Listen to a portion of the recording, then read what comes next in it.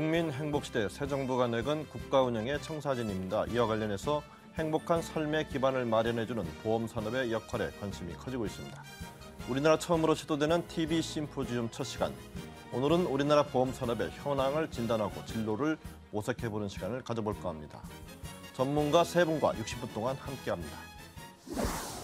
새 정부의 국정과제, 창조경제 그리고 복지 강화. 국민행복이라는 청사제를 실현하기 위한 정부와 기업들의 발빠른 노력 속에 변화의 노력을 시도하는 곳이 있다. 바로 국민의 든든한 노후 보장을 도와줄 보험산업. 그러나 글로벌 경기 불황으로 어두운 그림자가 드리운 한국의 경제. 보험산업의 미래도 불안하기만 한데. 과연 우리나라 보험산업이 국민행복을 위한 든든한 지원군이 될 수 있을까? 창조 경제시대. 보험산업 선진화를 위한 진로를 모색해본다. 네, 그럼 먼저 이 자리에 나오신 전문가 세 분 소개해드리겠습니다. 먼저 경희대 경영대학의 성주호 교수님 나오셨습니다. 네, 다음으로 멀리 부산에서 동의대 금융보험학과의 정중영 교수님 함께하셨습니다. 네, 마지막으로 보험연구원의 김혜식 연구위원 나오셨습니다. 고령화가 빠르게 진행되면서 지금 공적인 건강보험과 또 민간 보험사들이 담당하는 사적보험이 어떻게 역할을 재정립하고 분담해야 되는지에 대해서 관심이 커지고 있습니다. 이 문제에 대해서 성조 교수님 또 정 교수님 두 분께 한번 질문을 여쭙겠습니다. 사실 민영보험의 역할을 조금 더 키우자라는 논의는 뭐 사실 굉장히 오래된 논의인데 사실 여러 가지 이슈 때문에 진전을 별로 보지 못하고 있는데 먼저 큰 틀에서 공영보험과 민영보험이 어떻게 역할이 좀 재정립돼야 된다고 큰 이슈이기 때문에 두 분께 여쭙겠습니다. 먼저 성 교수님 좀 말씀해 주시죠. 예, 하여튼 국민건강보험의 어떤 재원에 대한 불안정성 그리고 보험료 수급에 관계되는 부담성 이것들이 자체가 민영보험의 어떤 공공성 역할을 많이 강조하고 있는 어떤 시대에 살고 있는 것 같습니다. 예. 그 대표적인 예가 이제 실손 의료보험도 표준화시킴으로 인해 갖고 1년마다 갱신 주기로 돌아가는 새로운 체제를 마련하고 있습니다. 좀 단순한 상품들이 나온 거죠? 예. 예, 예. 근데 이제 이 상당히 이제 그 민영보험사가 어떤 공공성 측면에서 많이 노력을 한 것도 사실이고요. 예. 아울러서 그로 인해서 이제 민영하고 공영의 어떤 연계 프로세스가 한 단계 더 발전했다는 측면에서는 상당히 소프트웨어적인 측면에서는 많이 발전하고 있다고 보아집니다. 예, 정 교수님 말씀해 주시죠. 네, 우리나라 공보험의 그 보장성 부분이 다른 선진국에 비해서 매우 낮은 수준입니다. 그래서 그 부족한 보장성 부분을 보완하기 위해서 민영보험이 그 보완 역할을 톡톡히 하고 있는 게 현실입니다. 예. 그 고객 입장에서 보면은 그 부족한 공보험의 그 보장성 부분을 메우기 위해서 실손 의료보험에 가입해서 수술비를 보장을 받고요. 더 나아가서는 진단비라든지 또는 소득 상실에 관한 그러한 것을 담보로 하는 정액 보험도 운하고 있습니다. 따라서 예를 들면 일본 같은 경우에는 그게 공보험의 보장보험이 80% 넘는데도 불구하고 정액 상품이 잘 팔리고 있거든요. 그래서 앞으로 공보험은 기본 의료비를 보장을 하고요. 그다음에 민영보험은 추가적으로 필요한 부분, 그다음에 고가 부가 서비스, 부가 의료 서비스, 그다음에 정액 담보 등 이러한 상품을 확대해 나가는 역할로 재정비됐으면 되겠습니다.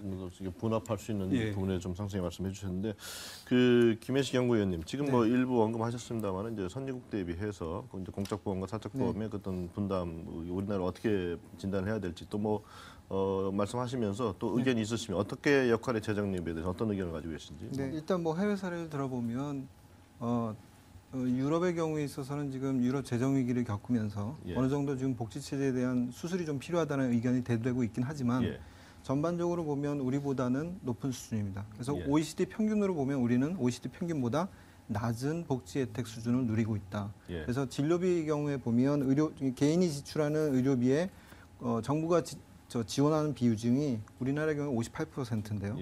지금 OECD 경우에는 72%니까 OECD를 100으로 놨을 때 우리는 한 80 정도의 수준을 지니고 있다. 이렇게 지금 말씀하신 거는 공적보험의 비율이 더 높다는 그런 말씀. 예, 그렇습니다. 거죠? 사실 지금 우리나라가 이제 고령화 속도에 관한 하는 사실은 다른 나라의 추정을 불허할 정도 굉장히 빠른 속도로 진행이 되고 있는데 지금 제일 문제가 되는 게 사실 노인 의료비 문제겠죠. 그래서 지난 10년간 연평균 증가율이 17.1%에 달한다는 그 노인들의 의료비 보장에 대해서는 이제 특히 새 정부 들어서 그 노인복지에 대한 여러 가지 이제 대책이 나오고 있습니다만은 민영보험에서 이제 노인들의 그 의료비 문제를 어떻게 커버해 줄 수 있을지 여기에 대한 뭐 논의도 좀 필요한 것 같아서요.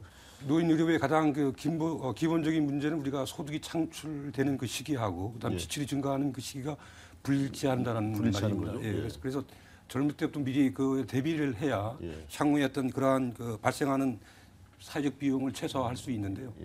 그 대비책으로서 최근에 논의되고 있는 노인 의료비 보장 보험 같은 것을 좀 도입할 필요가 있고요.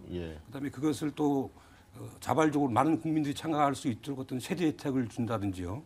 또는 그 노인 의료비 보장 보험과 더불어서 실손 의료 보험 상품 개발이 병존해서 정부와 민간 차원에서 주도적으로 이루어져야 한다고 생각을 합니다. 그 국민연금 재정의 지속 가능성이라고 하는 큰 걸림돌 속에서 논의가 되야 된다고 생각합니다. 일단은 미리 준비가 안 된 부분들에 대해서 어떤 보험적 측면이 아니라 공적 부조적 측면에서 지원할 수밖에 없는 구조라는 게 상당히 부담스럽고요. 이것이 어떤 재정의 지속성이라고 하는 측면 관점에서 본다 그러면은 세대 간의 갈등 구조로 와전될 가능성도 상당히 많습니다.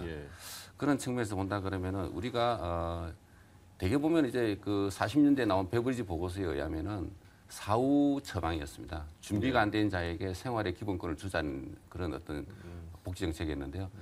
최근에 이제 2000년대 들어서면서 근로기간에 충분히 노후에 대한 의료비에 대해서 충분히 적립을 해서 소득이 이제 단절되는 은퇴 시기에는 그 근로기간에 좀 축적해놨던 재원을 가지고 그 필요한 재원을 갖다 확보하는 소위 말하는 지금 독일에서도 많이 하고 있는 그 에이징 리저브라고 하는 그런 제도가 있습니다. 그래서 근로기간에 미리 준비를 해서 노후 생활에 대해서 건강보험을 충당한다라고 하는 부분도 좀 적극적으로 도입할 필요가 있고요. 현재 지금 실손 의료보험은 그런 부분이 상당히 미약한 부분이 있습니다. 왜냐하면 1년마다 갱신을 해야 되는데 은퇴를 하고 나면은 사실은 생활에 대한 소득도 마련하기 힘든 판인데 의료에 대한 보장을 추가적으로 한다는 것은 어렵습니다. 그런 점에 대해서는 에이징 리저브라고 하는 새로운 체계를 한번 긍정적으로 검토할 필요가 있다고 생각합니다. 그러니까 뭐 말씀하신 에이징 리저브라는 거는 노후에 대비해서 이제 미리 준비를 적립해 나가는 건데 그게 이제 개인의 자율적 판단에 맡기는 것인지 그래서 또 약간 강제화되어 있는 건지 그런 게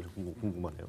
이거는 상당히 강제성이 필요한 것입니다. 지금 이제 실손 의료보험 상당히 건강문의 주도가 돼 갖고 표준형을 만들었습니다. 그 표준이라는 이 자체는 사실 국민들에게 누구나 다 이게 접근 가능성을 높이는 부분이라고 생각됩니다. 그래서 에이징 리저브라는 개념 자체를 갖다가 도입하는 시점에는 이제 강제성이라는 것을 반드시 가지고 들어와야 됩니다. 왜냐하면은 상당히 이 보험이라고 하는 측면이 상당히 사람들마다 이제 모랄 해저드적인 문제가 많이 발생하기 때문에 도덕적 해이 문제가 도덕적 해이 문제가 많이 발생합니다. 그런 점을 단절시키고 국민의 복지, 평생 복지라고 하는 생활 복지를 구축하기 위해서는 일정 부분의 강제성은 필요하다고 보아집니다.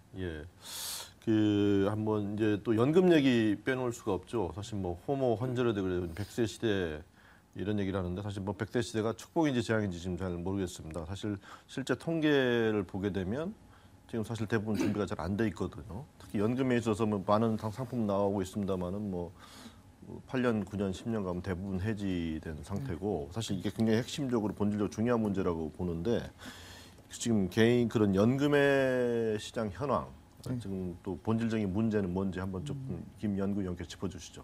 일단 지금 사적연금이 2012년 기준으로 보니까 한 216조 원 정도 돼서 전체 은퇴 금융시장 규모 300조 원에 대비해서 본다면 한 70% 정도 수준을 지금 커버하고 있다 이렇게 말씀드릴 수 있을 것 같고요. 그런데 왜 이 개인연금의 그 생각보다 그 가입률이 그렇게 높지 않을까? 특히나 55년생부터 63년생까지의 우리 베이비 부모들 세대거든요. 지금 연금은 어떤 형태의 연금도 가지고 있지 않은 가구가 베이비 부모 세대 중에서 한 25% 정도 되거든요. 노후 준비에서 절벽에 서 있는 분들. 네, 절벽에 서 있는 분들이죠. 그렇게 본다면 왜 그럴까에 대한 얘기를 했을 때는 첫 번째는 분명히 연금에 대한 필요성 니즈는 높은데 그것이 어떤 은퇴 설계를 통해서 연금 수요로는 구현되는데 좀 장애가 있는 것 같다라는 거고요. 그 장애는 좀 논리적으로 보면 아까 조금 전에 성 교수님께서 장기저축에 대한 어떤 강제성을 얘기했는데 논리적으로 보면 인간이 합리적이건 비합리적이건 간에 합리적이라고 하더라도 정보가 부족해서 내가 어느 정도 살지, 내가 병이 언제 날지에 대해서 예측하기가 힘들고 또 현재 소비를 갖다가 선호하는 경향이 있지 않습니까? 예. 그런 측면에서 보면 장기저축이라고 하는 것을 그렇게 어느 정도의 강제성이 부과되거나 인센티브가 부여되지 않으면 사실은 구현되기 힘들다. 그런 측면에서는 지금 현재 연금저축에 대한 부분에서도 강력한 인센티브 정책이 좀 필요하고요. 그런 측면에서 세제 정책을 조금 더 꼼꼼히 볼 필요는 있습니다. 지금 말씀하신 대로 많이 들을 수 있도록 유도하는 정책도 필요하겠고 또 중간에 해제할 때 또 페널티도 높여서 쉽게 해제할 수 없게 좀 약간 의무성을 강화하는 그런 조치들이 필요할 텐데 좀 포괄적으로 지금 뭐 개인연금이라는 게 노후 준비가 굉장히 중요한 건데 실제로 많은 사람이 들지 않고 있는 이런 현실을 개선하기 위해서 어떤 대책이 좀 필요한지 선 교수님 먼저 말씀해 주시고 다음에 또 저희 사실은 이제 은퇴와 관련해서 개인연금 시장을 이제 역으로 돌이켜 보는 것은 최근의 일이라고 생각합니다. 예.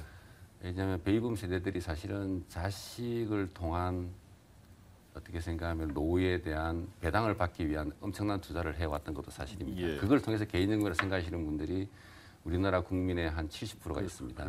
자식한테 투자하는 그렇죠. 거죠. 자식을 통해서 사후적으로 배당을 받겠다는 예. 이제 그런 강한 의지가 있고 요즘 배당 없습니다. 예, 요즘 배당 없습니다. 그래서 최근에는 노후에 대한 준비는 사실은 자식 리스크로부터 탈피하는 것이 노후에 대한 준비라는 이야기도 있습니다. 그래서 현재 지금 그 국가 체계를 본다 그러면 건강하고 연금 두 개가 가장 국가의 복지 정책의 핵심일 수도 있고 국가 재정의 부담일 수도 있습니다. 예.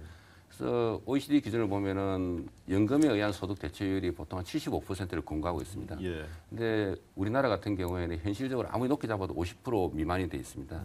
그래서 한 20% 정도의 차이가 발생하는 부분에 대해서는 우리가 좀 적극적으로 정부가 이건 왜냐하면은 잘 못 됐을 때는 세대 간의 갈등 구조가 발생하는 것이고요. 국가 재정의 파탄도 올 수가 있는 부분입니다. 남유럽 파산한 거 또 마찬가지고. 개인적으로 불행한 노후가 올 수도 있는 그렇죠. 거고. 그리고 세금에서 이제 충족시킬 수밖에 없는 구조인데 그래서 좀 더 건강과 연금에 대해서는 국가가 좀 장기적인 전략에 의해서 인기 측면이 아니라 예. 상당히 근로를 통해서 노동에 대한 소득을 확보하는 그 시기에는 굉장히 강제적으로 일정 부분에 대해서는 부담을 주는 방향으로 구성을 해야만이 신구 세대들이 다 행복할 수 있을 거라고 생각합니다. 예. 정 교수님. 저는 개인연금의 현황에 조금의 문제가 있다고 생각이 듭니다. 즉, 보험회사와 독립대리점 간의 그 과다한 선지급 수수 때문에 어떤 그 불건전한 영업행위가 활발히 늘어가고 있고요. 말씀하신 건 이제 보험사에 전속되지 않은 대리점이고 그 또, 사이 예. 수준이 높다고 말씀하시는 거죠. 하니까 고객에 들어가는 돈이 적어질 수 있고요. 예. 그래서 오히려 이러한 것들이 보험회사의 수익성을 악화하는 그 요인이 되고 있는데 예. 현실적으로 정말 우리나라 보험회사들이 고객을 위한 연금 상품을 개발해서 운영하고 있는지 하는 건 좀 반성해 볼 필요가 있다고 생각됩니다. 예. 오히려 1차 고객인 대리점이라든지 판매인들에게 주는 높은 수수료를 주기 위해서 보험 상품이 만들어진 그런 관행이 있지 않았나 하고 우리 반성을 해볼 필요가 있겠고요. 다행인 것은 최근에 몇몇 보험사들이 소비자들에게 유익한 또 알기 쉬운 그런 보험 상품을 개발한다는 그런 소식을 들었습니다. 참 고무적인 일이라고 생각이 들고요. 이러한 현상은 뭐 영국에 있는 감독 당국이라든지 보험회사들이 같은 그러한 추세로 가고 있는 것이기 때문에 이제는 우리도 정말 고객들이 알기 쉽고 이해하기 쉽고 또한 유익한 그런 연금 상품을 개발해야만이 앞으로도 활성화되지 않을까 이렇게 생각을 해봅니다. 실제적으로 생활 보장이 힘든 영세 근로자들은 미래에 대한 노후를 준비할 수가 없습니다. 그렇습니다. 당장 필요한 부분입니다. 그러면은 이 부분들이 사실은 나중에 우리 미래 세대에 엄청난 재정적인 부담을 줄 수 있는 계층이라고 보아집니다. 예. 그러면은 사고 발생 전에 이제 근로를 하면서 동시에 노후에 대해서 은퇴에 대해서 준비를 할 수 있게끔 정부가 좀 도와주는 권고하는 뭔가 모르게 인센티브 제도가 있어야 될 것 같습니다. 예. 그래서 가장 대표적인 예가 독일 같은 경우에는 리스트 제도라는 게 있고요. 예. 영국 같은 경우는 NEST 제도가 있습니다. 어떤 제도죠? 이 제도는 이제 영세 근로자가 스스로 추가적으로 은퇴에 대해 준비를 하지 못하니까 예. 당신이 의지를 가지고 조금 전략해서 미래에 대해서 준비를 한다 그러면 정부가 직접적으로 현금을 지급합니다. 소위 말하는 이제 매칭시켜주는 일종의 것이죠. 매칭이군요. 예. 그렇게 예. 함으로써 이제 스스로가 준비하려고 하는 노력을 권고하고 그와 같은 어떤 그 은퇴 생활에 관계되는 연금 생활 문화권 속에 당신도 들어올 수 있다라는 것을 어떻게 예. 인식을 시켜주는 그런 제도죠. 예. 근데 현재 지금 우리나라 같은 경우는 이와 같은 제도는 없습니다. 예. 그 추가해서 한번 제가 질의를 드리겠는데 사실은 이런 느낌이 좀 들더라고요. 지금 예를 들어서 인센티브라든가 뭐 또 그 중간 해지를 못하는 디센티브 뭐 이런 것도 중요하지만 사실 노후 준비를 좀 덜해도 되는 고소득층한테는 컨설팅이라든가 정보가 굉장히 많이 몰려 있고 정작 필요한 사람들한테는 자문의 기회라든가 그 실제 뭘 어떻게 해야 되는지에 대한 정보가 없는. 근데 이게 굉장히 중대한 문제로 부각되고 있기 때문에 그런 부분에서 어떤 시스템적인 개선이 좀 필요할 것 같은데 어떻게 생각하십니까? 분명히 필요한 부분이긴 한데 예. 그 부분에 대해서는 지금 대안이 충분하게 논의되고 있는지는 조금 그렇습니다. 예. 다만 이제 그런 그 교육에 대한 문제도 한 가지 중요한 문제 중에 하나이지만 예. 연금에 대해서 쉽게 다가갈 수 있도록 소득 계층별로 사실은 인센티브제를 좀 차등화하는 방법도 계층별로 하나의 차등화. 방법이. 예. 그러니까 지금 어떻게 차등화할 수 있을까요? 그러니까 성 교수님께서 말씀하신 뭐 독일의 리스트제를 얘기했는데 그렇게 매칭시키는 방법 대신에 뭐 국가가 그런 재원이 없다면, 그러니까 소득 계층별로 소득 공제율을 달리해서 저소득층에 세금을 훨씬 더 깎아주는 많은 비율, 인센티브를 예. 주는 그런 식으로 좀 차등화하는 방법도 지금 현재 고소득층에게 훨씬 더 상대적으로 많이 몰리는 예. 그런 형태의 어떤 개선을 좀 줄 수 있지 않을까 그렇게 생각합니다. 예, 다음 질문은 사실 이제 보험업계가 이제 소비자한테 주는 뭐 신뢰감, 이미지 뭐 이런 이슈랑 관련이 있습니다. 아무래도 이제 은행 상품하고 다르게 뭐 아시다시피 이제 푸시 영업, 그러니까 적극적으로 이제 권하는 그런 잘 모르고 있는 고객한테 또는 수요를 느끼지 않고 있는 이런 고객들 권하다 보니까 이제 소위 말하는 이제 뭐 불안전 판매, 나 이게 잘 몰랐다. 뭐 이런 이슈도 제기되면서 그런 이슈가 이제 몇 건만 나와도 이제 업종 전반의 신뢰도가 떨어지는 이런 문제들이 있는데 지금 그 김 연구원님 주로 이제 제기되는 민원들이 어떤 내용들이 있고 그 민원 줄이려면 좀 어떻게 하면 될까 이런 얘기는 뭐 수도 없이 많이 나오는 얘기지 않습니까? 근데 정기적으로 이제 금융감독원이 소비자 민원에 대한 결과를 조사해서 발표하지 않습니까? 이번 2013년 4월에 발표한 자료를 보니까 보험민원이 전체 금융권 민원의 여전히 한 51%를 차지하고 있어서 여전히 5명을 지금 쓰고 있습니다. 예. 그 중에서도 이제 내용을 보니까 결국은 전체 보험업 프로세스의 입구에 해당하는 보험 모집 부분, 그다음 출구에 해당하는 보험금 지급 부분, 이 부분이 제일 심각하게 나타나고 있고요. 결국은 근데 보험금 지급 부분에 있어서의 불만도 결국 따지고 보면 보험 계약을 체결하는 시점에서 아까 사회자께서 말씀하셨던 나 잘 몰랐다, 잘 이해하지 못했다 이런 내용들에 대한 것들이 결국은 불만으로 표출되는 것이기 때문에 상당 부분은 보험 계약 성사 단계에서 어떻게 우리가 계약자한테 충분한 정보를 주고 그걸 이해시킬 수 있느냐에 대한 문제로 귀결될 수밖에 없을 것 같아요. 그러면 해결책이라고 하는 거는 설명서를 쉽게 만드는 방법이 한 가지 있을 것 같고요. 너무 어렵습니다. 40권 받으셔야 되는데. 지금 계약 체결 전에 이제 3가지를 보통 드리는데 그중에 가장 중요한 2가지가 상품 설명서를 드리고 상품 자체에 대한 내용이죠. 두 번째는 그 상품 설명서에 따라서 계약자의 정보를 집어넣어서 가입 설계서를 받게 되는데 일단 상품 설명서가 너무 어렵습니다. 말씀하셨다시피. 그래서 그 말씀하신 그 상품 설명서를 어떻게 형식상으로 좀 쉽게 만들까. 그다음 내용면에서 어떻게 쉽게 만들까에 대한 얘기고 그런 내용을 어떻게 쉽게 전달할까. 이 3가지에 좀 초점을 맞춰야 될 것 같은데요. 첫 번째 형식에 있어서는 지금 현재 있는 그 지난번 2012년 초에 변액연금 그 수익률 논란이 있었을 때 그걸 계기로 해서 변액연금의 이제 핵심 상품 요약 설명서라는 걸 만들었습니다. 2페이지에 대해서 간략하게 설명하는. 근데 여전히 기술식이에요. 그래서 그걸 좀 응답 형태로 Q&A 형태로 바꾸면 소비자가 좀 더 잘 이해하게 되지 않을까라는 형식에 대한 좀 개선 사항이 좀 요즘 같은 시대에 뭐 만화로 해도 되는 거 아닙니까? 아, 그것도 지금 서구에서는 쉽게 설명하고 그게 지금 유럽이나 미국에서는 지금 시도되고 있는 방법 중에 하나입니다. 그리고 또 하나는 내용면에 있어서는 너무 혜택만 강조하니까 세상에 공짜는 없지 않습니까? 그러니까 혜택에 상응하는 비용이 얼마나 부담되는지, 내가 사업비를 얼마나 부담해야 되는지에 대한 내용도 같이 균형 있게 좀 될 필요가 있고요. 세 번째는 그것을 설계사가 충분하게 설명할 수 있는 의무는 지난번에 한번 보험업 개정을 통해서 일단 반영이 됐기 때문에 이런 부분들이 좀 균형 있게 좀 개선이 돼야 될 것 같습니다. 제가 뭐 개인적으로 느끼는 바는 사실은 이제 은행과 증권업의 컨셉은 사실 명확한데요. 보험업은 사실 뭐 기업회계 또 보험 수리 뭐 이 복잡하게 얽혀 있기 때문에 사실은 보험업계가 소비자를 이해시키는 건 보험업계 몫이지 않습니까? 그 부분에 좀 소홀하지 않았나 하는 생각이 드는데요. 그 다른 측면으로 보면은 이제 민원들이 제기되는 거에 대해서 이제 기업들이 민감하게 반응을 하지만 또 어떤 역으로 또 굉장히 악의적인 민원, 특히 보험업계의 경우에 민원이 제기되면 상당히 그 취약하게 수세 입장에 몰려서 반응하는 게 일반적인 예이다 보니까 이제 블랙 컨슈머 뭐 이런 문제가 제기되는데 어떻게 보시는지요? 이 최근에 이제 용어를 상당히 잘 만들고 있는 것 같습니다. 블랙 컨슈머라는 게 상당히 이제 좀 부정적인 측면이고 실제로 부정적인 의미를 가지고 있습니다. 근데 지금 이게 이제 경제 상황이 좀 어렵다 보니까 이와 같은 측면은 근본적으로 건강원에서 올 7월 되면은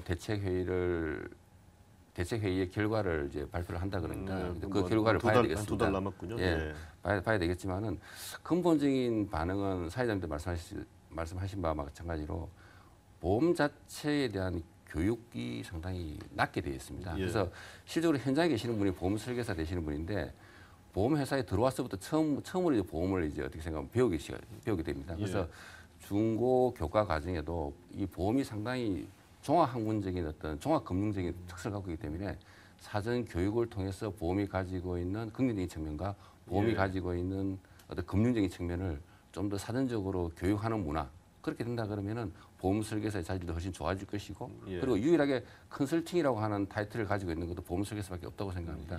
그런 측면을 좀 강조한다 그러면은 우리 사회에 상당히 좀 나쁜 이미지, 보험사의 나쁜 이미지라고 볼 수 있는 블랙 컨슈머에 대한 논의는 좀 장기적으로 좀 배제되지 않겠나 그런 생각하고 있습니다. 보험 사기 이 다음 이슈입니다. 사실 뭐 이 문제도 뭐 보험이 존재하던 날부터 계속 존재하는 사실 개인적으로도 이제 그런 경험이 좀 있었습니다. 그래서 가벼운 접촉 사고도 상대방이 뭐 한 달 동안 입원해 버리는 뭐 꼼짝없이 이제 보험사가 당하는 건데요. 이 궁극적으로는 사실 이제 보험금이 그렇게 엉터리로 지급이 되다 보면은 사실 이제 손해율이 올라가고 궁극적으로 또 사실은 보험 소비자한테 이제 더 부당하게 높은 요율을 부담하는 그런 구조일 되는데 지금 보험 사기 현황은 어떻고 이거 언제쯤 이게 좀 더 개선될 수 있을까요? 뭐. 참 그 보험이란 참 좋은 제도가 있는데 보험이 그 가장 슬프게 만드는 게 이 보험 사기라고 할 수가 있겠습니다. 보면은 연간 그 지급되는 보험금의 약 10% 정도가 보험 10% 이상이 그 사기로 해서 누수되는 금액이라고. 안 나가도 소리 그렇죠. 나가는 거죠. 뭐 2010년만 해도 한 3조 4천억 정도 되는 걸로 추정이 되고 있고요. 그래서 이러한 게 참 그 근절이 돼야 되는데 현재 업계에서도 많은 감독 당국도 그렇고 업계도 많은 노력은 하고 있습니다. 그런데 점점 보험 사기가 이게 어떤 전문화되고 조직화되고 단체화되면서 점점 이게 수법이 나날이 이게 발전하는 그런 모습을 보여주고 있는데 이걸 하기 위해서는 두 가지 그 대책이 필요하다고 봅니다. 하나는 미리 보험 상품을 만들고 판매하고 보상할 때까지의 어떤 철저한 보험 사기 대비한 그런 강구가 필요하고요. 두 번째는 처벌을 강화해야 된다고 봅니다. 한 연구원에 발표한 것을 보면은 1000여 건의 보험 사기가 발생을 했는데 거기에 대해서 내린 그 형이 벌금형이 2002년도에 한 9.1% 정도 돼요. 근데 2013년에 오니까 벌금형이 51.1% 정도 오히려 늘어났단 말입니다. 즉 보험 사기에 대한 처벌이 강화되는 게 아니고 손방망이 약화되는 그런 걸 주고 있는데 이러한 어떤 관대한 그 처분이 어떤 모랄 해저드라든지 보험 사기의 그 심각성을 저하하는 그런 것을 초래하고 있는데 이러한 것을 굳히기 위해서는 형법상 어떤 뭐 보험 사기죄를 적용한 신설을 하는 그러한 방안도 한번 검토해 볼 필요가 있다고 생각이 듭니다. 법원 자체가 좀 보험 사기가 심각한 문제라는 인식 전환이 좀 필요하겠네요. 김 위원님, 지금 뭐 이제 어떻게 보면 이제 모든 금융권에 해당되는 문제긴 합니다만 개인정보 이제 보호 문제입니다. 사실 뭐 저도 그런 경험이 있습니다만은 뭐 내 개인정보를 어떻게 알았는지 만기도 되기 전에 이제 연락이 와서 뭐 또 예상 보험료까지 툭 제시하는 거 보면은 조금 좀 황당하거든요. 그 개인정보 관리 왜 이렇게 허술한 거죠? 글쎄 그 답은 좀 여러 가지에서 찾아봐야 될 것 같은데 일단 지금 최근에 추세를 보면 개인정보보호법이 강화되는 추세인 건 분명한 것 같습니다. 그런데 보험정보가 집적되고 활용되는 과정은 아직은 좀 체계적이지 못한 데서 이런 현상이 발생하는 게 아닌가 싶습니다. 지금 개발원하고 그다음에 양협회, 생명보험협회, 손해보험협회. 좀 다기화돼 있는 거죠? 예, 다기화돼 있습니다. 보험 사기 같은 경우는 금융감독원도 같이 지금 수집하고 있는데요. 이 부분이 일단 정보의 일원화 문제가 지금 논의는 되고 있지만 아직 그렇게 큰 진척을 보이고 있지는 않은 것 같습니다. 그래서 이 부분에 좀 사회적 공감대가 좀 필요한 부분이고요. 왜 진척이 안 되고 있는 거죠? 기관들 간의 힘겨루기인가요? 예, 그런 것 같습니다. 그래서 그 부분은 조금 이 사회적 공감대가 좀 필요한 부분인 것 같습니다. 그다음에 두 번째는 이제 활용에 대한 부분인데 개인정보 보호가 우선되다 보니까 활용에서도 충분하게 지금 시너지를 발휘하지 못하고 있다. 그래서 요율 산출하는 부분, 그다음에 보험 사기에 활용하는 부분, 그다음에 언더라이팅, 마케팅.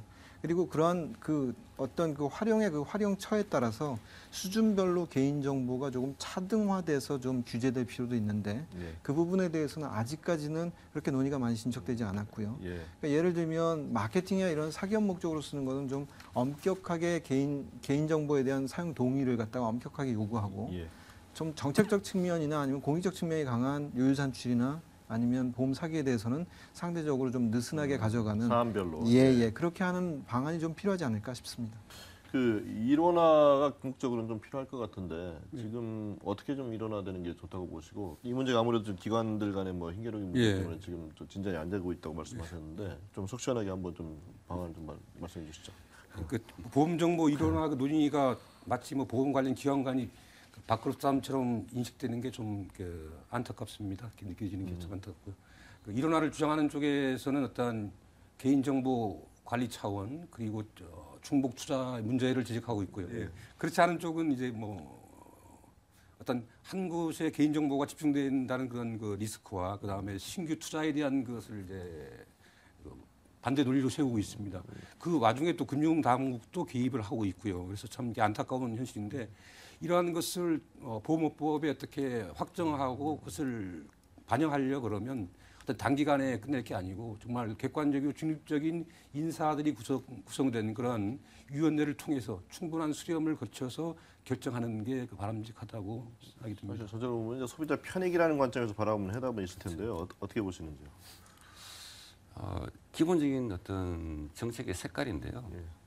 이제 베브리지 보고서를 이제 사회보장론을 배우게 되면 베브리지 보고서를 중요하게 다루게 되는데 그 보고서 내용 이제 기본 원칙 중에 하나가 이해관계자들의 갈등 구조에서 국민의 복지가 훼손돼서는 되지 않아야 된다는 그 원칙이 있습니다. 예.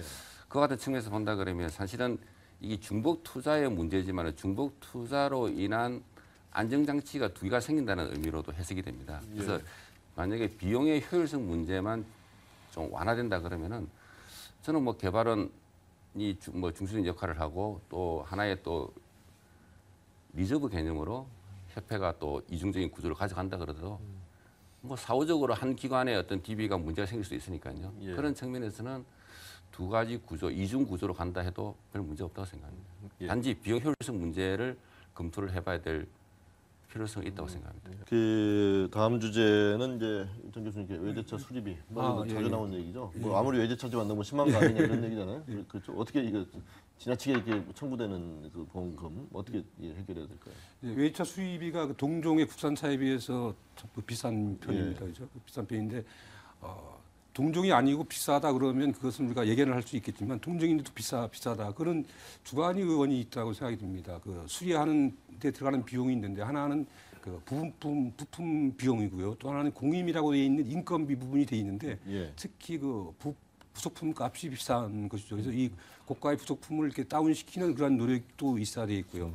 참고로 회사를 보면은 유럽 쪽에 있는 손해보험 회사들은 이제 그 차량이 고장 났을 경우에 그러한 그 어떤 모델병으로 부품 가격이라든지 그 다음에 수리 시간, 그러니까 수리 방법 등을 표지로 제시해서 그 시간을 이제 전략시키는 그러한 그 프로그램입니다. 물론 우리나라의 그 외차 수입 업체도 이러한 프로그램을 사용하고 있고요. 그래서 이러한 그 프로그램을 확대 사용하는 것도 하나의 방법이 있고요.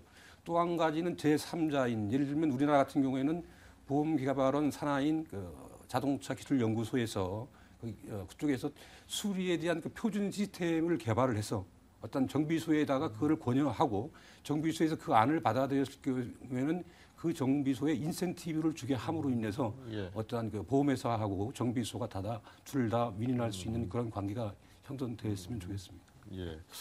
그 다음 주제 또한 뜨거운 감자입니다. 보험업계 입장에서 사실 이제 설계사의 근로자로 볼 건지 안 볼 건지.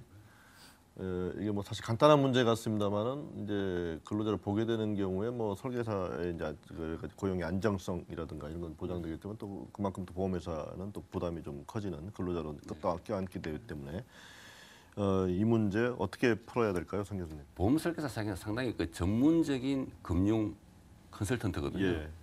근데 사회에서 바라보기를 전문성 자체를 약화시키고 컨설턴트의 역할을 판매사의 위치로 이렇게 인식하는 그런 문화적인 어떤 차별이 있습니다. 그래서 어찌됐든 간에 이 보험 설계사는 상당히 전문적인 금융 프리랜서라는 측면이 강조가 된다 그러면은 예.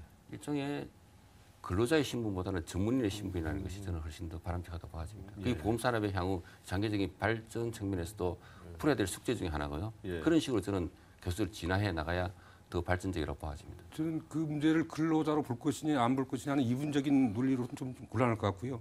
어떤 미국이라든지 일본 사례를 보면은 자유롭게 하고 있습니다. 그러니까 아까 말씀한 것처럼 개인의 역량에 따라서 또 회사가 필요한 경우에는 근로자로 고용을 해서 사대보험을 가입도 시켜주고 그렇지 않고 뭐 돈 많은 프리랜서 같은 경우에는 자기가 정말 수수료만 받는 그런 시스템으로 운영이 되고 있는데 우리도 자유롭게 회사의 그 사람의 역량이라든지 회사의 상태에 맞게끔 계약 관계라든지 고용 관계를 좀 이렇게 플렉시블하게 좀 운영했으면 하는 그런 바람입니다. 김 의원님, 지금 그 생보사들 이제 소위 말하는 역마진, 그러니까 과거에 상당히 높은 금리를 주기로 약속을 하고 상품을 팔았는데 지금 뭐 전체적으로 저금리 시대가 되다 보니까 줘야 되는 건 금리를 많이 줘야 되고 들어오는 운용의 수익은 금리가 낮고 하다 보니까 이제 적자 나는 거죠. 금리만 높고 보면. 그 일본 같은 경우는 굉장히 문제가 심각해가지고 과거에 약속한 걸 그냥 없었던 걸로 하자 이런 일도 있었던 거라고 들었는데 지금 우리는 상황이 어느 정도 심각하고 지금 어떻게 대책을 세워야 될까요? 아직까지 외현상으로는 괜찮다. 예. 이렇게 일단 진단은 내릴 수 있을 것 같아요.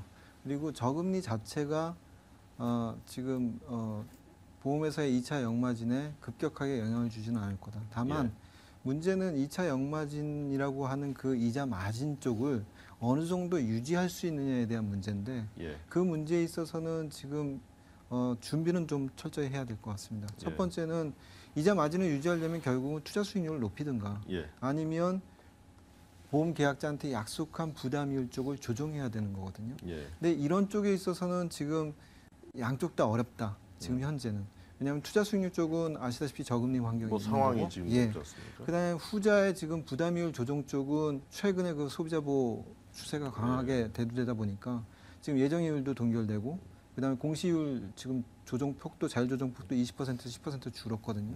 그래서 이런 부분에 있어서는 보험회사의 지금 재량폭이 많이 줄어 있는 상태다. 그렇다면 할 수 있는 다른 방안 중에 하나는 지금 이렇게 2차 역마진에 노출되어 있는 적립금 자체의 규모의 증가율을 좀 둔화시키는 방향이 있을 것 같다라는 건데 그건 이제 바꿔 말씀드리면 지금 현재 적립금이 늘어나는 방식은 결국 저축보험료를 많이 받게 되면 금방 늘어날 거고요.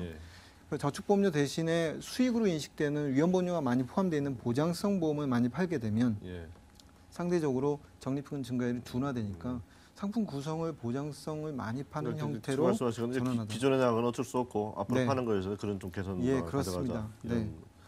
지금 아무래도 이제 생보 쪽이 상황이 선보보다는 더 심각한데 그 상황 어떻게 보시는지요? 뭐 역마진 문제는 사실은 이 장기성 계약에 따른 이제 문제고요. 그러니까 확정 금리를 보장한 것에 대한 지금 장기 저금리 구조에서 발생하는 문제라고 봐집니다.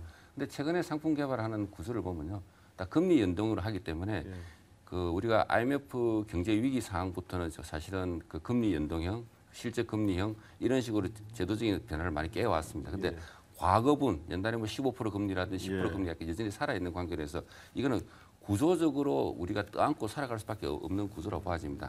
단지 이제 김현식 연구위원님 말씀하신 식으로 상품 포트폴리오를 약간 믹스하는 방법으로 해서 재무 안정성을 확보하는 방법입니다. 그 대표적인 예가 이제 보장성 보험 자체의 판매를 확대시키고 또 상당히 보장성 보험 같은 경우에는 저희들이 이제 수명이 상당히 늘어나고 있지 않습니까? 그러니까 상당히 수익 구조를 가질 수 있는 그 구조로 되어 있습니다. 그래서 보장성 상품과 역마진 구조 상품에 간에 금리와 위험률을 갖다가 믹스시키면서 장기적으로 해지시키고 장기적으로 시간이 지나가게 되면 자연스럽게 해소되는 방법. 누가 그러니까 지금은 발전적인 측면보다 누가 유지 관리하느냐에 좀 더 초점을 둬야 된다고 생각합니다. 지금 뭐 대형사 같은 경우는 그 역마진을 해소하는 데 있어서 최소한 기존에는 한 10년에서 15년 잡았는데 더 늘어질 가능성도 있습니다.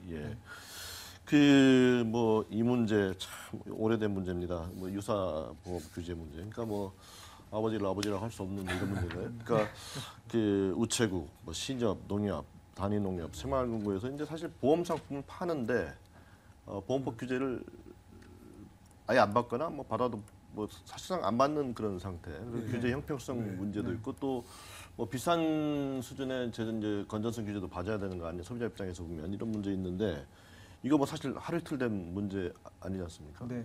어차피 유사보험의 태생이라고 하는 것이 정규적인 보험 시장의 제도권 보험 시장의 시장이 실패에서부터 비롯된 것이기 때문에 그 정규적인 보험 시장에서 받아들여지지 못한 사람들이 자생적으로 조직했거나 또는 그런 권역에 있는 소관 부처가 그런 공제 조합을 우선적으로 보호해주는 형태로 지금 운영이 되어 왔거든요.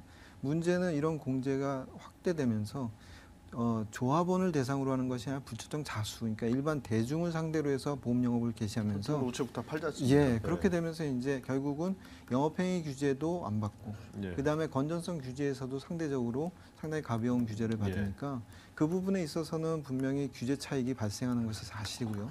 그런 면에서는 공정경쟁이라는 측면에서 분명히 개선할 점이 있다 이렇게 볼 수 있고요. 최근에는 그래서 사실은 유사보험 각 소관부처의 유사보험에 관련된 관련 법에 지금 금융감독원하고 지금 협의하는 협의 조항은 만들어 놨습니다. 그리고 실제로 금융감독원에 유사보험 팀이 있고요. 하지만 여기서는 더 많이 개선될 사항은 있는 것 같습니다.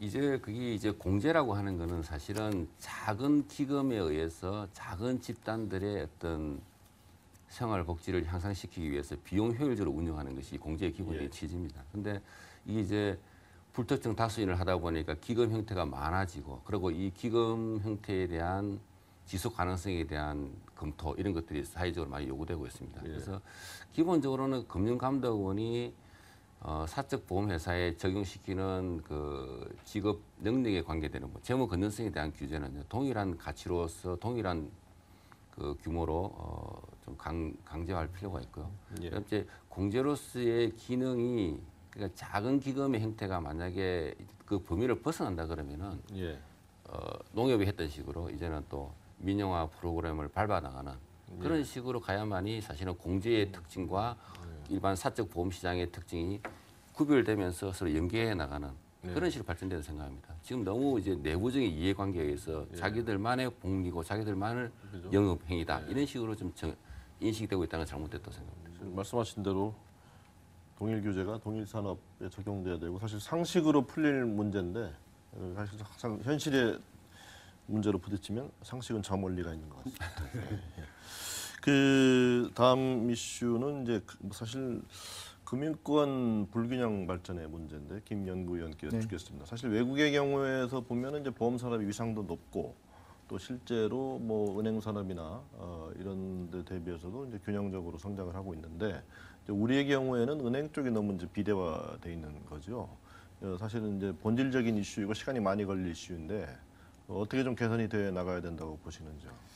일단 좀 매크로적인 차원에서 말씀드리면 정책 입안자, 그러니까 소셜 플래너로서의 정책 입안자의 관점에서 사실은 위험 관리자로서 또는 장기 투자자로서의 보험의 역할은 아직까지는 보이지 않는다.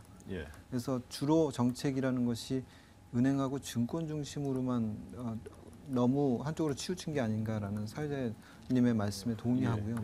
그다음에 최근에 지금 신정부가 들어와서도 금융정책을 보면 보험에 관련된 것은 주로 소비자 보호하고 규제에 포커싱이 맞춰 있어서 사실은 그럼에도 불구하고 상대적으로 은행하고 증권에 대한 발전 방안에 대해서 상당히 많은 아이디어가 쏟아져 들어가 있거든요. 근데 상대적으로 보험은 그렇지 않다는 점에서는 지금 좀 개선하는 측면이 보험 산업 내에서도 좀 자성이 좀 필요한 부분인 것 같고요. 이 부분에 대해서는 사실은 규제에 너무 초점이 맞춰 있는데 좀 탈피할 때가 되지 않았나라는 생각이 듭니다. 두 번째는 좀 마이크로 쪽으로 들어가면 일례로 지금 가장 그 업권 간에 있어서 불균형이 들어가는 게 판매 채널에서 너무 은행 채널에 지금 집중돼 있어서 방카 채널이 지금 방카슈랑스나 아니면 뭐 방카 시큐리티라고 해야 되나요? 어쨌든 그 은행이나 증권 보험 상품이나 증권 상품은 은행 채널이 거의 독점하는. 그래서 그런 형태의 어떤 채널 구조를 조금 뭐 지금 증권에서 뭐 아이디어가 나왔습니다. 뭐 판매몰이나 이런 형태의 어떤 아이디어를 가지고 조금 개선하는 그런 어떤 시도도 업권 간의 어떤 균형 발전을 어떤 시도하는 그런 어떤 것이 되지 않을까 그렇게 생각합니다. 뭐 보험 업계 전반의 노력이 좀 필요하겠습니다만 규제 당국 내에서도 보험을 경험하신 분들이 조금 주요 보직에 이렇게 좀 올라가시는 그런 변화가 좀 수반되면 조금 더 나아지지 않을까 이렇게 생각을 해봅니다. 지금 사실은 이제 보험업계 생선보 공이 보면 이제 사실 국내 시장은 뭐 포화 상태다 이렇게 얘기를 하고 있습니다. 그래서 이제 해외 진출은 뭐 당연하게 이제 국내가 포함 밖으로 나가야 되니까. 근데 이제 한 가지 드는 의구점은 과연 우리가 밖에 나가서 할 수 있는 경쟁력이 있느냐. 보험사 해외 진출에 대해서 두 분께 여쭙겠습니다. 사실은 우리가 생명보험이나 손해보험 쪽은 상당히 포화됐다는 것은 누구나 다 공히 인정하는 내용 중에 하나입니다. 예. 그래서 근데 그러면 해외로 진출을 해서 포화된 시장에서 신성장 에너지를 해외 쪽에다 찾아야 된다는 것은 누구나 공감하는 내용입니다. 예. 그런 어떤 과정 속에서 사실은 생보사의 상장 문제도 정부의 의지에 의해서 해결이 됐다고 보아집니다. 예. 일단은 해외 시장 가려고 그러면 누구나 아시다시피 이 회사는 믿음직스럽다는 겁니다. 금리에서 믿음직스럽다는 것은 재무 건전성을 이야기하는 겁니다. 예. 그래서 일단 가기 위해서는 그 투자자들에 대한 자본 확충에 대한 부분을 우선 좀 해결해야 될 거고요. 예. 그다음에 우리나라 상품 자체가 굉장히 복잡합니다, 사실은. 예. 그래서 좀 해외 시장을 갈 때는 좀 더 간편하고 표준적인 상품을 중심으로 해서 예측 가능한 상품을 판매를 하는 그런 상품 전략을 가져가야 될 것 같고요. 그다음에 두 번째로는 뭐 ING 금융그룹이라든지 악사 금융그룹 같은 경우도 전부 다 M&A를 통해서 성장한 금융그룹입니다. 예. 그래서 좀 더 M&A를 잘할 수 있는 좀 전문적인 인적 자원을 확보를 통해서 검토가 끝난 다음에 해외로 나가는 당장 시급하지만 그렇다고 해서 빨리 나갈 수는 없는 상황입니다. 예. 요구되는 사항을 잘 구비를 한 다음에 점진적으로 그리고 일관성 있게 해외 시장을 개척해 나간다는 것은 바람직한 방향이라고 예, 보아집니다. 뭐 앞으로 상당 기간 이제 해외 진출이 화두가 될 텐데 어떻게 보시는지. 예, 국내 보험 시장이 포화된 것은 뭐 이미 다 아는 사실이고요. 그렇다고 무작정 모든 회사들이 해외 진출을 할 수는 없다고 생각합니다. 아까 성 교수님 지적한 대로 회사가 탄탄한 회사, 즉 재무 건전성이 좋은 회사인 경우에 그게 가능한 것인데 과연 우리 국내에 있는 그 보험사들이 몇 개나 그렇게 가능할까 하는 의심이 들고요. 그다음에 하는 방법을 보면 대부분 유럽계 보험회사들이 그 악사라든지 알리앙즈 같은 경우에 전부 M&A 전략을 통해서 해외 진출을 했거든요. 근데 우리나라 그 대형 보험사라고 할 수 있는 그런 회사들도 그러한 그 노하우가 있는지 하는 게 조금 의구심을 받습니다. 그래서 손해보험 같은 경우에는 뭐 지금 중국 쪽에 진출을 노리는 회사들이 꽤 있는데 거기는 이제 자동차 보험 위주로 하겠죠. 돼 있고요. 그다음에 생명보험은 아까 성 교수님 말씀하신 것처럼 좀 이렇게 단순한 상품 이런 것을 갖고 공략하는 게 되게 되는데 뭐 당장 하기보다는 앞으로의 준비를 위해서 모든 회사들이 그러한 노하우라든지 기반을 닦는 그러한 그 노력은 필요하다고 생각이 듭니다. 뭐 어떤 식으로 해외 진출이 되든 간에 그쪽에서 리스크를 충분히 이해하고 이렇게 진출하는 수순을 밟는 게 맞을 것 같습니다. 그 이제 신성장 동력 얘기하면 이제 해외 진출도 얘기되지만은 뭐 이제 지금까지 얘기되온 맥락에서 나온 얘기긴 합니다만 은퇴 시장 얘기 많이 나오지 않습니까?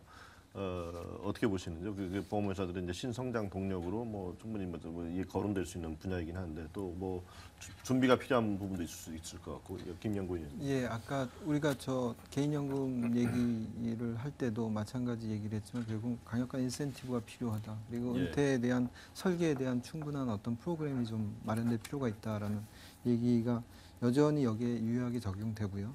지금 현재 이 은퇴 시장을 보면 은퇴금융 시장이 지금 2012년 현재 300조 원입니다. 예. 근데 2020년이 되면 1,000조 정도를 바라봅니다. 예. 그 중에서 지금 개인이 여전히 한 70% 차지할 거고요. 퇴직보험이 한 60조 정도에서 더 늘어날 걸로 그렇게 봅니다. 거기다가 이제 은퇴형 상품인 뭐 월지급 펀드라는 것도 있지 않습니까? 이런 것들이 한 24조 원까지 드러날 것으로 하는데 이 시장에 대한 전망은 굉장히 밝다 이렇게 볼 수 있고요. 다만 그런 것이 아까 말씀드렸다시피 개인연금에서 지금 니즈는 있는데 그게 어떻게 수요로 연결될 수 있느냐. 그거는 결국은 은퇴 프로그램을 어떻게 가동시키느냐에 대한 사회적인 어떤 교육에서부터 인프라에 대한 구축이 좀 필요한 상황인 것 같습니다. 그 은퇴 시장 뭐 선점하기 위한 보험사의 준비 어떤 게 있을 수 있을까요? 은퇴 시장을 자신이 어떻게 보느냐라 틀리는데 사실 정부적 측면에서는 은퇴 시장이 상당히 부채적인 시장이라고 봐집니다. 왜냐하면 국가가 책임을 져야 될 부분이 있으니까요. 그러면은 사적 기관에서는 은퇴 시장을 자산적인 측면으로 접근하고 있습니다. 여기서 약간 서로 바라보는 부채와 시각의 자산, 바라보는 차이가 있습니다. 어쨌든 간에 이제 은퇴 시장은 뭐 지금 저출산, 저금리 구조, 뭐 저고용 상태로 된다면 은퇴 시장은 상당히 상대적으로 커질 수밖에 없는 시장이라고 봐집니다. 조금 전에 김현식 연구위원님께서 말씀하신 대로요. 굉장히 팽창적으로 발전할 수밖에 없는 구조인데 과연 은퇴 시장의 발전을 주도하는 세력들이 누구냐라고 보면요. 다들 보면은 퇴직연금 시장을 보더라도요. 500인 이상 사업장 같은 경우는요. 퇴직연금 도입률이 96%입니다. 예. 근데 12만 사업장 같은 경우에는 10%도 안 되는 9.7%입니다. 현재. 뭐냐면 은퇴 시장을 주도하는 사람들이 은퇴에서 고민이 없는 사람들에서 주도된다는 것이 상당히 문제가 있다고 생각해요. 그래서 정부는 그 부분이 부채 부분입니다. 그래서 가급적이면은 우리가 지금 오랜 동안에 이야기해온 하나의 핵심은 뭐냐 그러면은 스스로 자주해서 노력하고 싶어 은퇴를 준비하는 사람들에게 그러나 경제적 능력이 없는 사람들에게는 정부가 강력한 의지를 가지고 행복기금 이런 것도 좋겠습니다만 의지를 가지고 사후적으로 발생한 부분에서 보장하는 것이 아니라 사전적으로 발생하기 전에 미리미리 좀 준비를 시키는 그런 정부의 의지가 있다 그러면 은퇴 시장은 분명히 자산적 시장으로 발전할 거라고 생각합니다. 사실 뭐 오늘 이 자리에서 이제 크게 공감을 이루는 부분은 사실은 노후 준비나 노후 준비에서 보험 역할이 얼마나 중요한지 그리고 또 현실적으로 얼마나 준비가 안 돼 있는지 이게 그대로 방치하게 되면 다 정부의 부담으로 올 것이다. 뭐 이런 부분이 정부 당국자들도 신경을 좀 많이 쓰셔야 될 것 같은데요. 큰 주제는 보험산업 선진화를 위해서 이것만은 좀 꼭 좀 고쳐져야 되겠다. 물론 다 뭐 그동안 좀 말씀하신 내용입니다만 좀 미진한 게 있으셨으면 마무리 발언 좀 해주시죠. 보험은 충분한 대화에 의해서 보험 상품의 가치가 발현된다고 생각합니다. 따라서 보험업에 종사하시는 분들은 총체적인 서비스를 제공해야 된답니다. 속칭 이야기하는 토탈 퀄리티 서비스를 좀 더 사내에 정착시키고 또 시장에도 좀 정착시키는 그런 노력을 경주한다 그러면은 보험 산업이 우리의 국가의 훌륭한 어떤 금융 산업의 중심점으로서 또 동북아 금융 허브의 중심점으로서 한층 더 발전된 모습으로 진화할 거라고 생각되어집니다. 정 교수님. 보험 산업이 지속적으로 발전하기 위해서는 가장 개선해야 될 게 보험 산업에 대한 부정적인 이미지입니다. 그 부정적인 이미지를 개선하기 위한 또 가장 중요한 게 뭐냐면 고객을 위한 경영입니다. 우리가 고객 섬김 경영, 고객 중심 경영 이렇게 말하는데 고객이 향후 보험회사의 큰 자산이거든요. 그러한 인식하에서 이제 운영을 했으면 좋겠고요. 그래서 속담에 그런 말이 있습니다. 빨리 가려면 혼자 가지만 멀리 가고 오래 가려면 같이 가자라는 말이 있는데 고객과 같이 하는 그런 보험회사들이 많이 생겨나서 우리나라 보험 산업이 지속적인 발전을 고대해 보겠습니다. 김영유 연구위원. 전 두 가지가 생각이 나는데요. 첫 번째는 지금 앞분 두 교수님께서 말씀하셨다시피 연구 결과를 하나 보니까 2012년에 미국의 그 생명보험 마케팅 연구기관에서 저희 보험연구원도 비슷한 조사를 했는데 보험 상품에 대한 이해도가 높을수록 보험 산업에 대한 신뢰도도 높은 것으로 나왔거든요. 이해도가 높아야 됩니다. 그래서 소비자에 대한 이해도를 높일 수 있는 최선의 방법을 강구를 해야 그다음에 신뢰를 제고할 수 있는 방안을 찾을 수 있을 거다라는 거고 두 번째는 정책 당국자에게는 지금 현재 굉장히 어려운 시기이니까 지금 앞서 정 교수님께서 중소형사에 대한 재무건전성에 대한 말씀도 해주셨거든요. 근데 재무건전성을 강화하는 것도 필요하고 다른 한편으로는 그런 재무건전성을 강조할 수 있으려면 재무건전성을 강화하기 위한 증자 말고 이익을 창출해서 이익잉여금을 높이는 방법도 필요하거든요. 그런 측면에서는 좀 적정 마진에 대한 공감대도 좀 필요한 게 아닌가라는 생각이 좀 듭니다. 그래서 그 양쪽이 밸런스를 맞춰야 보험산업도 살고 소비자에 대한 신뢰도 얻을 수 있지 않을까 그렇게 생각합니다.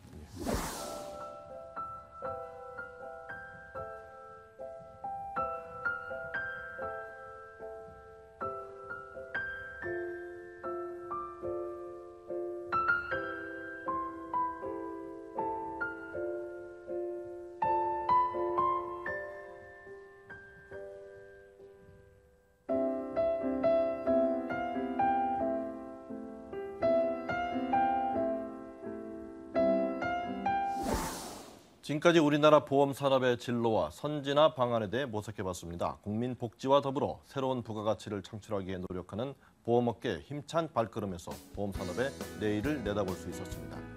창조 경제 시대를 맞아서 보험 산업이 국민 행복이라는 진정한 부가가치를 창출할 수 있는 창조 금융으로 거듭나길 기대해보면서 오늘 이 시간 마치겠습니다. 시청해주신 여러분 감사합니다.